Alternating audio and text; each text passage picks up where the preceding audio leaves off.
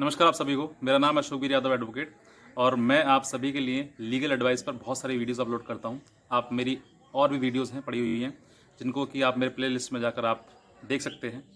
और साथ ही साथ में अगर कोई आपको मेरी वीडियोस बहुत अच्छी लगती है तो आप कोई कमेंट कर सकते हैं, कुछ बता सकते हैं, कोई एडवाइस दे सकते हैं मुझे। और नीचे दिए हुए बटन को आप ज़रूर क्लिक करें। कौन सा बटन? सब्सक्राइब करने वाला बटन जो है, लाल रंग का बटन जो है। अगर वो वाइट है आपका तो कोई बात ही नहीं, ठीक है।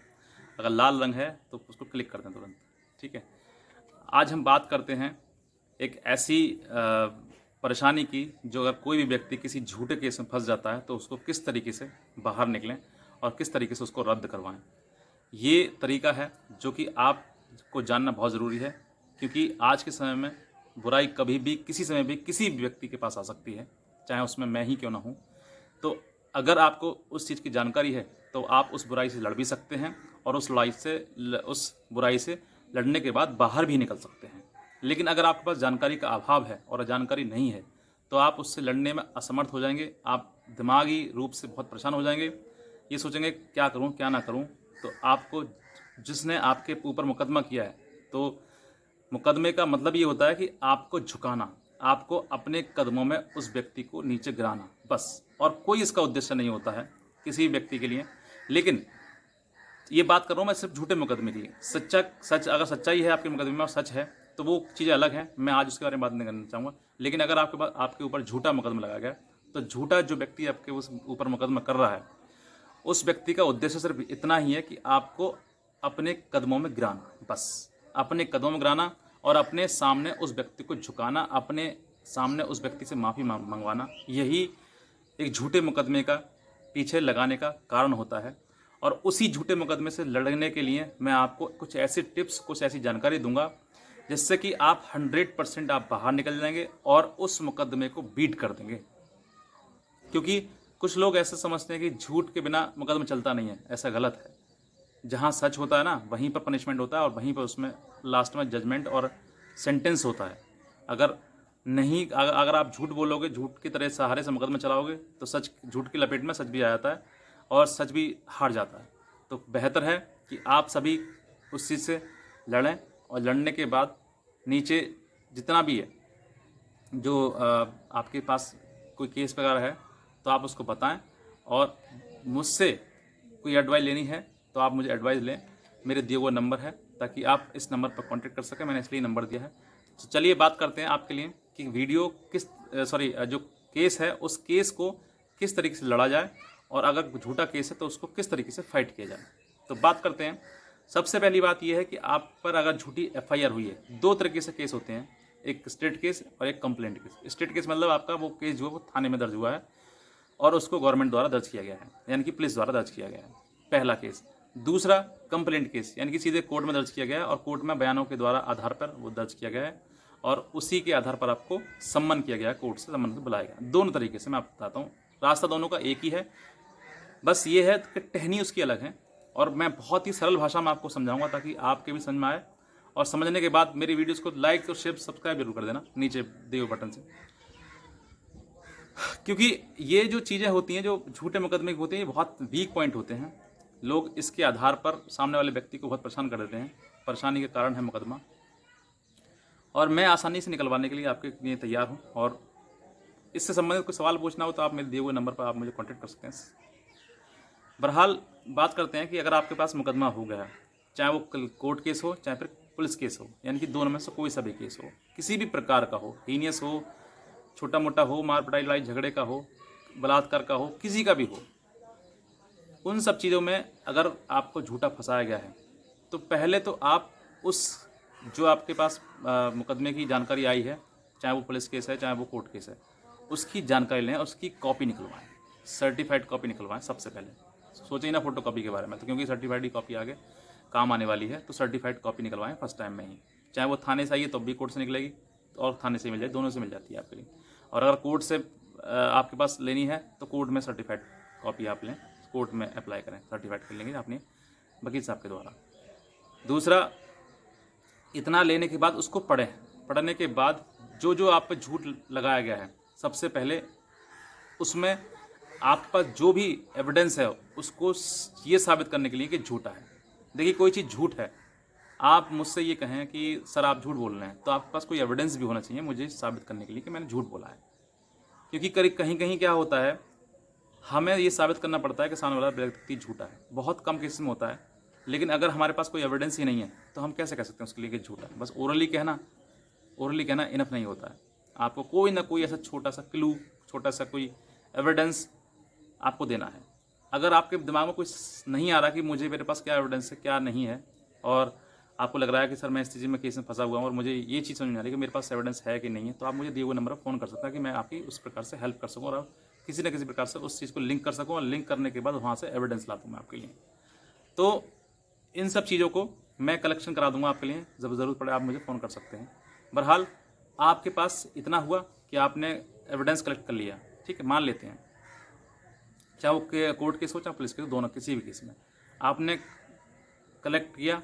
कलेक्ट करने के बाद अब आप मिलेंगे किसी वकील से, जो आपके वकील साहब हैं उनसे, और उनको बताएंगे सर कि ये जो FIR है या कोर्ट केस किया गया है हमारे ऊपर, वो झूठा किया गया है। ये देखिए इसमें ये लिखा हुआ है, जो कि हमारे पास ऐसा नहीं है, हमने ऐसा नहीं किया बिल्कुल भी, और उसके आप साथ में सबूत भी दे रहे हैं। तो आप फिर हाई कोर्ट के वकील के द्वारा बात करें और हाई कोर्ट से मिलें। समझ के ना, किसी भी स्टेट में एक कोर्ट, हाई कोर्ट होता है, उस कोर्ट में आप जाएं, हाई कोर्ट में, और हाई कोर्ट में जाकर उस FIR को या उस जो आपके पास कोर्ट केस हुआ है उस केस को चैलेंज करें।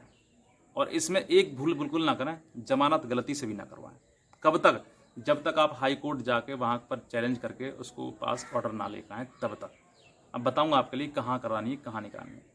पहली बात, अब इसमें क्या है कि जब आप ये सब कलेक्ट कर लेंगे, कलेक्ट करने के बाद जब आप हाई कोर्ट अप्रोच करेंगे, हाई कोर्ट जाकर वहाँ पर वकील साहब से मिलेंगे, वकील साहब जाकर आपको एडवाइस करेंगे। एडवाइस करने के लिए उसी को आप CRPC के 482 CRPC में आप डलवाएंगे, और डलवाने के साथ साथ में इसको बोलते हैं क्वैशिंग, मतलब क्वैश करना। क्वैश का मतलब रद्द करना। आपकी FIR जो है या मुकदमा जो है आपका, जो कि कोर्ट में दर्ज किया गया है, कोर्ट में लिखा गया है, उसको मुकदमा को रद्द कराने के लिए ये एक स्टेप होता है कि आप हाई कोर्ट में 482 के तहत अपनी रिट डाल सकते हैं, अपनी बात कह सकते हैं। आप उसको जो नीचे अभी दर्ज किया गया है उसके खिलाफ आप आवाज़ उठा सकते हैं। एक आपके पास में रास्ता है। अब कुछ लोग मुझसे ये सवाल पूछेंगे सर समय कितना लगता है? तो समय अगर सीधे प्रोसीडिंग चल गई तो ज़्यादा से ज़्यादा हफ्ता भर बस, और अगर थोड़ा ज़्यादा खींच गया तो महीना भर या महीना से पहले समय, ठीक है, यहाँ तक आपके में हो जाएगा। अब क्या करना है, इस तरीके की चीज़ है। ये हो गया आपका पास। सोच कर देखिए, आपने क्वैश करने के लिए यानी रद्द करने के लिए FIR या मुकदमा आपके पास जो हुआ है उसने आपने हाई कोर्ट में डाल दिया। हाई कोर्ट में डालने के बाद वहाँ से सुनवाई हुई, हियरिंग हुई। और हाँ, एक चीज़ और, आप अपने वकील को पूरा गाइड करें, एडवाइस करें कि सर इस तरीके की ये चीज़ें हैं, लिखी हुई हैं, इनमें झूठ कैसे है। क्योंकि सीधी बातें होती हैं, आपके पास FIR है, FIR में आपके जो भी खिलाफ लिखा गया है उसको झूठ है, वो उसको बताने के लिए आपके पास में कुछ एविडेंस होना चाहिए, बताना चाहिए, और वकील की पूरी मदद करनी चाहिए, उसको समझाने में भी, उसको एविडेंस देने में भी। उसके बाद जब ये पूरा एक रिट बना तैयार होकर जब ये हाई कोर्ट में जाएगी, हाई कोर्ट में फाइलिंग होगी। फाइलिंग होने के बाद इस पर एक डेट पड़ेगी। डेट पड़ने के बाद हियरिंग होगी। हियरिंग के बाद अब यहाँ पर जुडिशियल माइंड लगाया जाता है, यानी कि किसी जज उस पर आदेश करेंगे। तो 2 प्रकार से आदेश हो सकते हैं, हो सकता है तीसरा भी कोई हो जाए जो मुझे जानकारी ना हो, लेकिन 2 ज़्यादा होता है। पहली है काउंटर रिप्लाई। काउंटर रिप्लाई मतलब कि दूसरी पार्टी को बुलाया जाए कि आपने मेरे को मुकदमा किया है, किस आधार पर किया है, क्या नहीं किया है, ठीक। आपको अपने भी फिर जो आप जिसने आप पर मुकदमा किया, यानी कि विक्टिम जो है, यानी कि मतलब एक एक्यूज आप हो गए जिस पर कि आप पर मुकदमा हुआ, और विक्टिम वो जिसने मुकदमा आप पर किया है, यानी कि वो पीड़ित है। अब अगर काउंटर रिप्लाई देते हैं, अब अपनी तरफ से वो भी अपनी तरफ से कोई ना कोई हाई कोर्ट में अपने एविडेंस वगैरह लगाएंगे कि सर ये हमारे तरफ से, वो भी वकील करेंगे, वकील जाकर वो सामने अपीयर होंगे। अपीयर होते हैं तो उनकी सुनी जाएगी, अगर अपीयर नहीं होते हैं तो उनकी नहीं सुनी जाएगी। फिर कोई दिक्कत ही नहीं है, आपको आपके पक्ष में ऑर्डर आ जाएगा।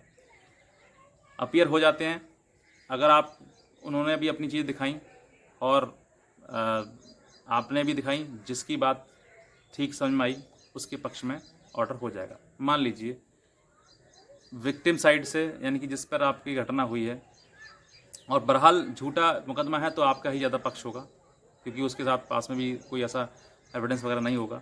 लेकिन मान लेते हैं हम दोनों तरफ बात पता करके चलते हैं कि विक्टिम के पास में जो 2 पीड़ित है उसके पास में भी सबूत है, उसने भी कहा है अपनी बात को, और आप एक्यूज़ हैं, आप पर भी लेकिन आपको लगता है झूठा मुकदमा, आपने अपनी बात कही। अब जुडिशियल माइंड है वहाँ पर, जज साहब अपने लगाते हैं किसके पास कितना एविडेंस है, उसकी बात सही है। मान लीजिए विक्टिम की बात सही है, तो जो आपकी एफआईआर है वो ज्यों के त्यों रहेगी और उसमें ऑर्डर हो जाएंगे कि आप लोअर कोर्ट में जाकर बेल करवाएं। ठीक, अगर आपकी बात सही निकलती है, विक्टिम की झूठी निकलती है, या आप वो अपनी बात को साबित करने के लिए सबूत नहीं दे पाता है, तो फिर आपके वहाँ पर 100% क्वैश होगी। समझ गए बात को?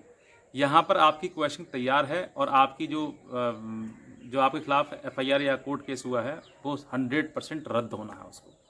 ये बात जो मैं वीडियो पूरा सारांश जो है यहाँ मैं कहना चाह रहा हूँ। और वहाँ से एक ऑर्डर पास होगा, ऑर्डर पास होने के बाद उसको आप लोअर कोर्ट में लगाएंगे। अगर थाने में पेंडिंग है तो थाने में दे देंगे, एक लोअर कोर्ट में दे देंगे, आपका मुकदमा 0 हो गया, ख़त्म हो गया।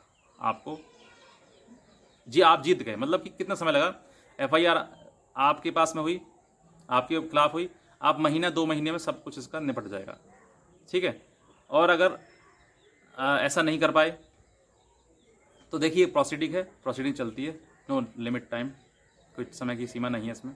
लेकिन हाँ, जो समय जो आप बहुत सालों बाद अपने आप को इनोसेंट साबित कर पाते और आपके पास इससे रास्ता नहीं हो पाता जिससे कि आप उसको साबित करें नहीं करें, और समय जब ज़्यादा हो जाता है तो इंसान भी ये सोचता है अरे कुछ नहीं है, कानून अंधा है, तो अंधे को भी रास्ता दिखाने का काम भी तो हम ही करेंगे ना। तो चाहेंगे कि हम ही उसको करें, और एक अच्छे बेहतर वकील आप ज़रूर चुनें ताकि आपकी पूरी प्रॉपर टाइम टू टाइम आपको गाइड कर सके, आपको बात बता सके। मेरी कोई मदद चाहिए आपके लिए तो मेरे दिए हुए नंबर पर आप मुझे कॉल कर सकते हैं, मैसेज कर सकते हैं, व्हाट्सअप कर सकते हैं। सुबह 8 से लेकर रात के 8 बजे तक किसी भी समय आप मुझे कॉल कर सकते हैं। बहरहाल वीडियो को अच्छी लगी हो जानकारी तो मुझे सब्सक्राइब जरूर करें। सब्सक्राइब करने के बाद वीडियो पूरी देखें। अगर आप कुछ रह गया हो, आपको लगता हो तो मुझे पूछना है तो आप मुझे कमेंट सेक्शन में दे सकते हैं, व्हाट्सअप कर सकते हैं और कॉल भी कर सकते हैं। बाकी वीडियो देखने के लिए धन्यवाद।